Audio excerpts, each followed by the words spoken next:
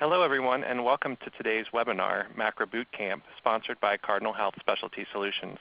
We're pleased you could join us today to learn more about what your practice can do to prepare for success in value-based care and the tradition to CMS's new quality-based payment program.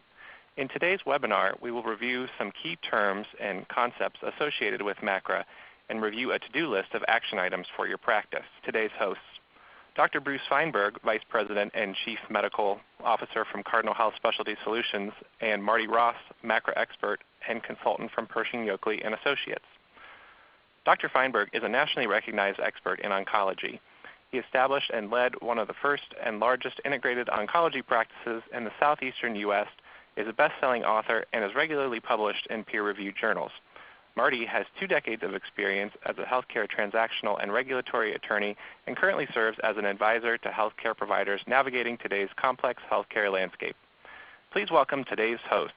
And now Bruce will get us started. Bruce? Hey everyone. It's great to be with you. It's great to be working with Martie again. It's a very interesting time in healthcare, particularly at this very moment, just before inauguration, while Representative Price is in hearings to be Health Secretary, and is reminiscent of, if I were to create a subtitle for today, it might be using the Moody Blues album title of Days of Future Past, which was also an X-Men title, but I prefer to think of it in terms of Moody Blues. And there are lots of questions about the alphabet soup of all the changes that may or may not happen, whether it's MACRA, MIPS, OCM, APMs. We're going to get into all that today. We've got an expert who is extremely well-versed and a very logical presenter. If you haven't heard Martie before, you're in for a treat. And Martie, I guess let me start by asking you, how did we get here?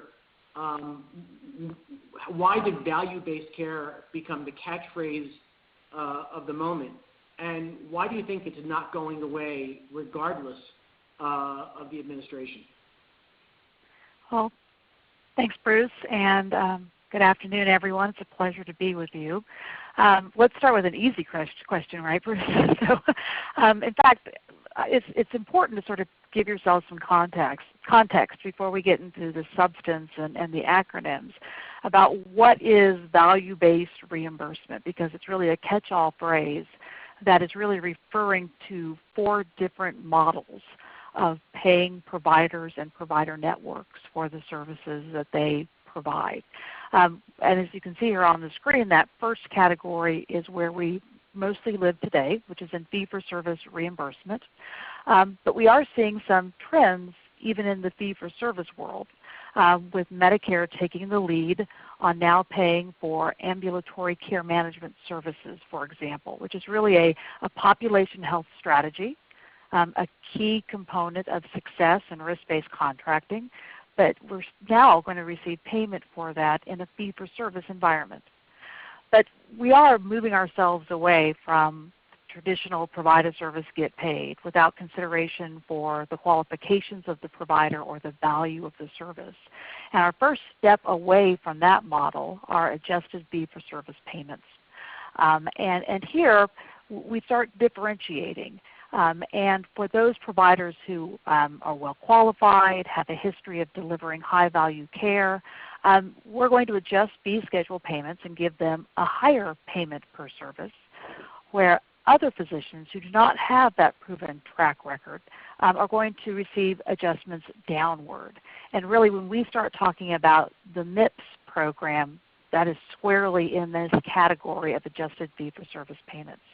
But one step over, we move into now alternative payment models, so off of straight fee-for-service reimbursement, but we're still going to have some models here that are built on a fee-for-service chassis. And probably the program most folks are familiar with here are shared savings arrangements, where you have a benchmark set for a total cost of care.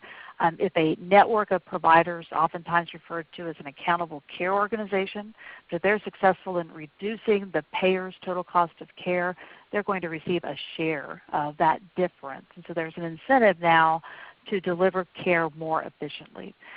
Related to shared savings arrangements are bundled payments, rather than looking at a total cost of care across a period of time, let's look at a specific episode of care, such as hip or knee surgery or CABG surgery or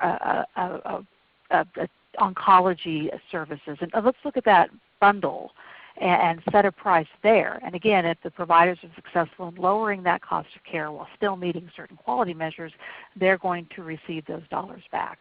So this is when we start talking about advanced APMs as part of MACRA, that's where we're going to be focusing, is here on that category.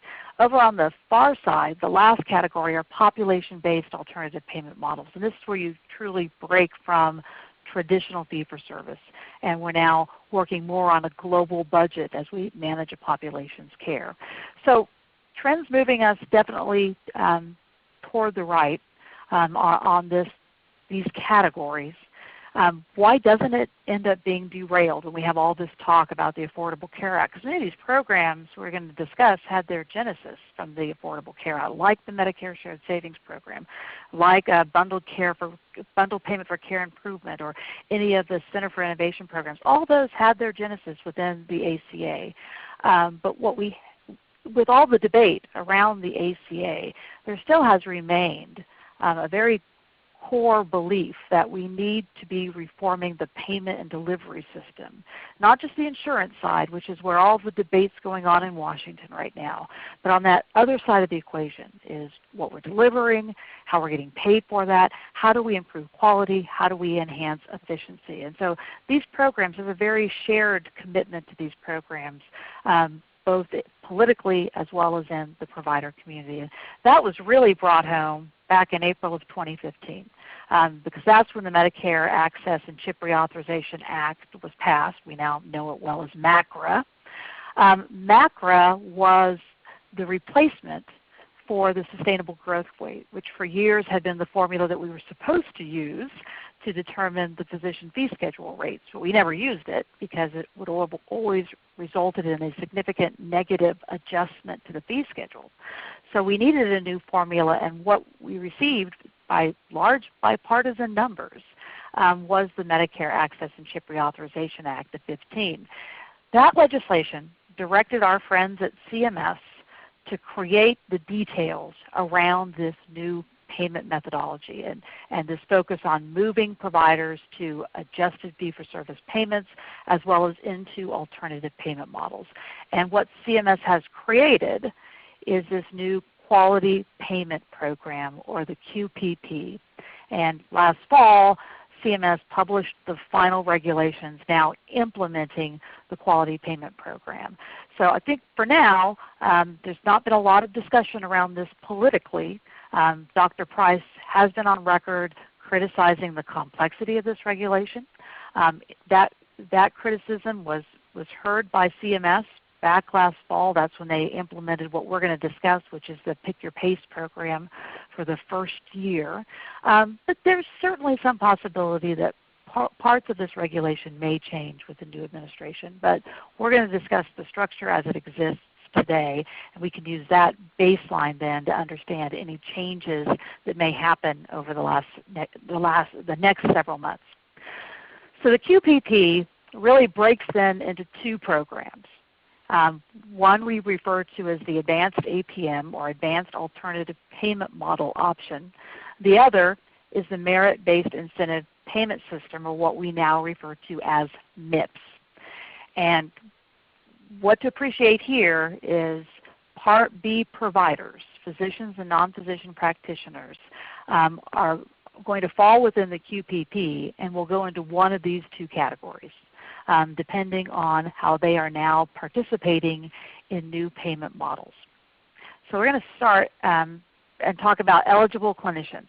So the legislation directs CMS to include within the QPP all physicians as well as non-physician practitioners in the first 2 years of the program. So if you are signed up as a Part B provider, you are in the QPP. There are no exceptions out at that level. CMS has the authority then, after starting in year 3, to bring the other types of providers who also bill on the Medicare physician fee schedule, although to this point CMS has been very quiet in exactly how they intend to accomplish this. It's not a mandate that they expand it in the out years, but certainly this is one of those things to keep on your radar screen. It's important for the discussion, for the recognition that when MACRA was voted on in the Senate, it was 92-8 in favor. That'd be a lot of votes to turn around, regardless of the administration. And the third is that commercial payers have seriously embraced these efforts to really change the value-based care. So I know that we have a lot of different types of docs on the call and some non-docs.